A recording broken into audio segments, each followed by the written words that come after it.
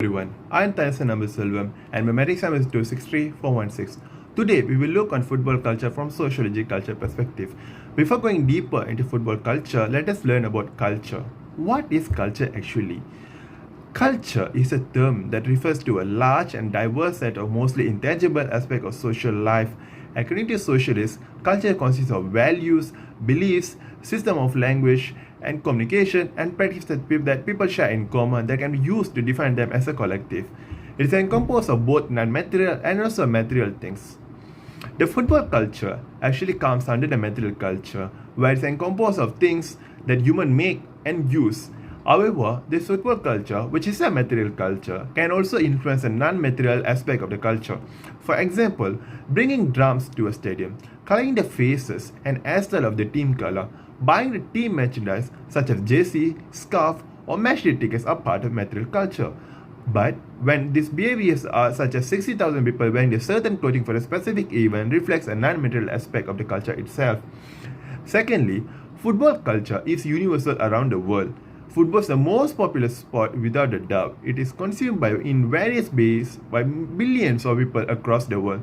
Throughout its history, football has been a catalyst as much as for social cohesion, unity, excitement, and also integration.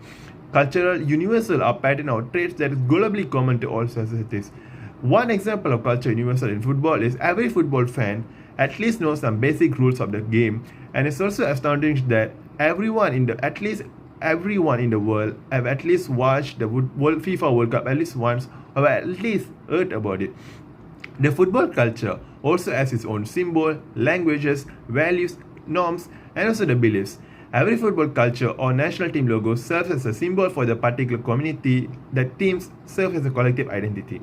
Besides that, football also has its own languages, which has similar meaning but translated into many other languages since it's a universal sport, as we mentioned previously.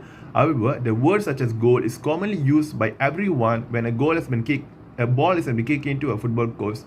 And there are also other words such as offside, clean sheet, hat-trick commonly used by football community but said in other languages depending on the geographical location, of course. Next is the values and the beliefs is a key aspect of the world of football. The main core of them are such as neutrality, inclusion, equity and equality, respect, trust, teamwork, confidence, communication, and confidence. These values play an important role in the way how the game is governed, played, and watched by the football community. For example, football creates a cooperation within a team, trust one another to play well together, and to respect everyone without a discrimination and treat everyone equally. Lastly, football culture is considered to be a popular culture. Popular culture can be used to describe an everyday cultural practice or product that is mostly desired by the masses. Looking back on history, football used to be a street sport played by the poor and the middle class people in the earlier days. But still, it is still played in the rural area, in the rural part of the world. It is still played on the street as well. Therefore, it is without arguable sport. This sport is a sport for the common class of people. Thank you. That's all from me.